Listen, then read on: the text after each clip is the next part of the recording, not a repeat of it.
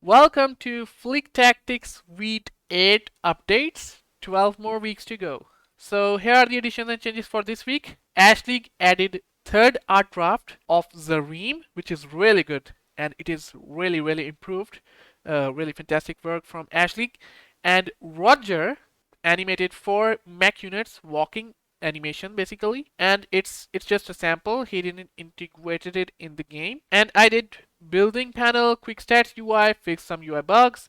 There's also the unit ranking, and there is the income upgrade cost properties, and there's the two little animations, burning and smoke animation, as you can see on the right side.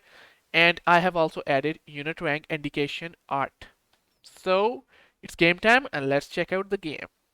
Before checking out the game, look at that! It is really cool. He mixed, he blended the Max character with the character he made before the draft, and he is now looking young. There's the very cool smirk, and the eyebrows are really cool, and there's the very cool stylish hairs, you can say.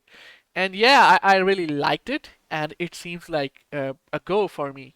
I don't have any issues with this character, and I believe that it should now be fleshed out, and this should be the go. And hopefully, we will be seeing the Zareem character, the final character, in the upcoming weeks. Here are all 4 animations by Roger McKenna. And there's the artillery walking animation, there's the rifle mech walking animation, there's the cannon mech walking animation, and of course the support mech walking animation.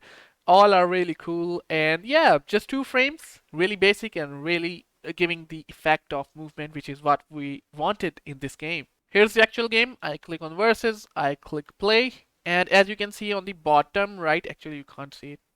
There, you can see on the bottom right, there's the quick stats UI, right, where you can see the stats if I hover over it, and if I don't hover over any unit, it just shows the, the properties of the unit that is selected.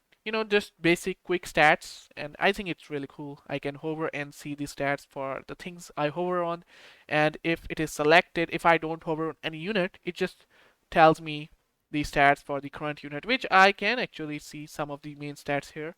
And there's the level and the upgrade thing as well. As you can see, these values are now working, right? You can't see it, of course, because it's backend, but yeah, that's how it is. It also works for the enemies. For instance, I go here and you see, yeah, it works. For the next week, we are going for gameplay overview stats display, unit pathfinding, enemy movement AI, and the unit ranking. I have done some of it, and I will probably be doing it complete. So yeah, unit ranking is kind of done. You can also develop map and level designs now. So there is the editor in the game, and you can design many kinds of maps and levels if you wish to. Attack mech animations, the movement animations are done by Roger, except for the teleport mech, which he will be doing, of course. I mean, he asked for it. And then there is the Zareem, Taja, and Guru character art with some facial expressions, generic soldier character face art, and that's all. Thank you for the contributions and for watching the updates.